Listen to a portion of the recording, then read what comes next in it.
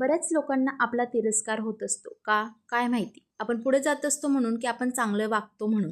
खूप सारे लोक असे असतात जे तोंडावर फार गोड गोड बोलतात आणि पाठीमागे ना खूप साऱ्या काड्या करत असतात. आणि अशा लोकांसोबत आपण वेळेतच सावध होऊन लांबच राहिलेलं बरं असतं.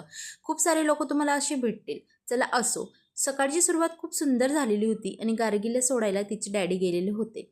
छान असा दुपारचा बेत होता वरणबट्टीचा. आणि वरणबट्टी म्हटली म्हणजे खानदेशची आपली घोटलेली भाजी आलीच.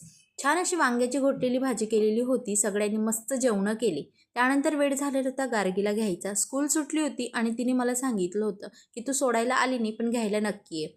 आम्ही मात्र तिला घ्यायला गेले आणि तिला आज आहे ना खूप असं म्हणजे गिल्टी वाटत होतं की तिला आज फ्लावर जे आहे ते तोडायला मिळाले नाही आणि तिथं फोटो काढायला देखील मिळालं नाही. छान असं वातावरण होतं आणि आम्ही दोघं तिघीजण घरी आलो. आणि असा होता आजचा दिवस. चला, आय होप तुम्हाला आवडला असेल. Thank you for watching. बाय.